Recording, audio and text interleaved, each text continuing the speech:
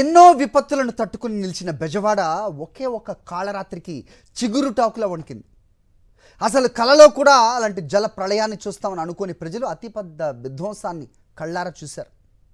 ఎలాంటి ముందస్తు హెచ్చరికలు లేకుండా ఒక్కసారిగా విరుచుకుపడ్డ వరద ప్రశాంతంగా సాగుతున్న లక్షలాది మంది జీవితాలను చిన్న భిన్నం చేసింది.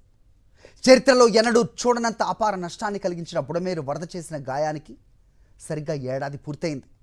కానీ ఇవాటికి బుడమేరు సృష్టించిన జల విలయం అక్కడి ప్రజల కళ్ల ముందే కదలాడుతోంది. 2024 సెప్టెంబర్ 1 ఆదివారం. అందరూ ఎప్పటిలాగే నిద్రలేచారు. తమ చుట్టూ ఏం జరుగుతుందో గమనించే లోపు ఒక్కసారిగా బుడమేరు వరద ఉప్పెనలా విరుచుకుపడింది. షాక్ నుంచి తేరుకునే లోపే క్షణాల్లో 10 అడుగుల మేర వరద ఇళ్లను చుట్టుముట్టేసింది.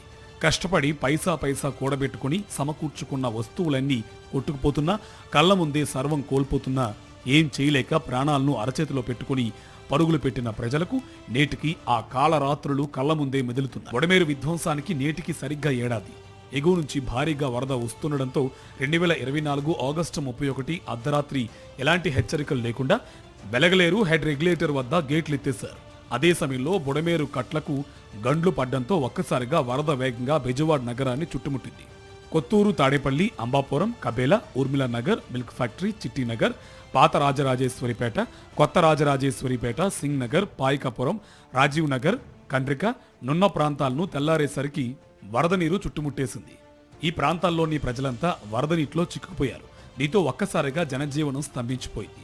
వరద నీటిలో చిక్కుకుపోయిన కాలనీల్లోని ప్రజలు సాయం కోసం చేసిన ఆర్తనాదాలతో బెజవాడ దద్దరిల్లింది. ఊహించని ఈ విపత్తుతో ఏం చేయాలో, ఎలా ముందుకు వెళ్లాలో ఆలోచించడానికి సర్కారుకు 3 రోజులు పట్టింది. వరద ప్రవాహం జనావాసాల్లోంచి ఉధృతంగా కొనసాగడంతో ప్రభుత్వం నుంచి సాయం అందక ఆకలితో వేల మంది అలమటించారు. పదుల సంఖ్యలో వరద నీటికి కొట్టుకుపోయారు. మృతుల సంఖ్యపై ఇప్పటికీ ప్రభుత్వం వద్ద ఖచ్చితమైన లెక్కలు లేవంటే పరిస్థితి ఎలా ఉందో అర్థం చేసుకోవచ్చు.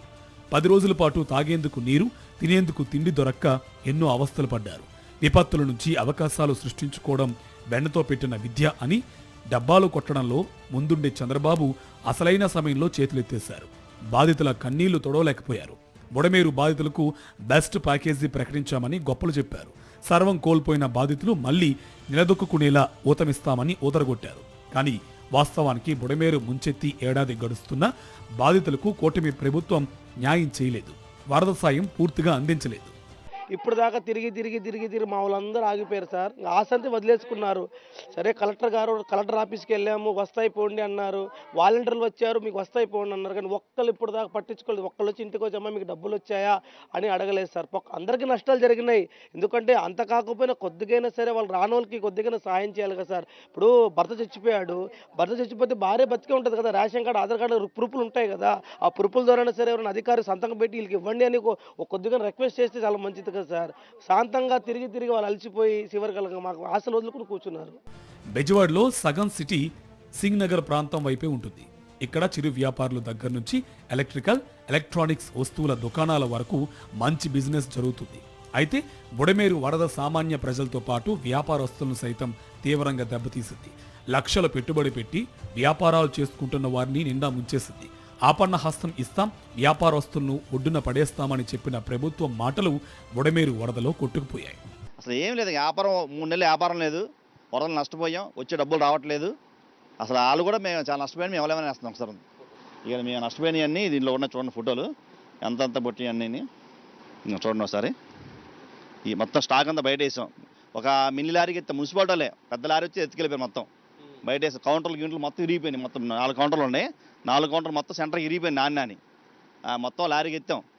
6 రోజులు ఉన్నాయి. మొత్తం పాసిపోయి మొత్తం నానిపోయి అసలు ఏం లేదు. ఇంకా మొత్తం కొలాప్స్ అయిపోయినాయి. ఏం పని చేయవు అసలు. ఇంకేమి ఓన్లీ ఇంకా సబ్బులు, ఫ్యాన్సీ అవి ఉన్నాయి కానీ పప్పుల దాకా ఏమీ లేవు. ఇంకా దీంతో వేల మంది బాధితులు తమకు న్యాయం చేయాలని రోడ్డెక్కారు.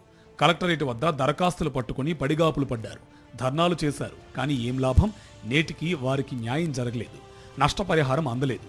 బాధితులకు వామపక్ష పార్టీలు అండగా నిలిచి ఎన్ని ఆందోళనలు చేసినా ప్రభుత్వంలో మాత్రం చలనం రాలేదు. వరద సాయం అందిస్తామని చెప్పి మోసం చేసిన ప్రభుత్వంపై అటు బాధితులు, ఇటు ప్రజా సంఘాలు మండిపడుతున్నాయి.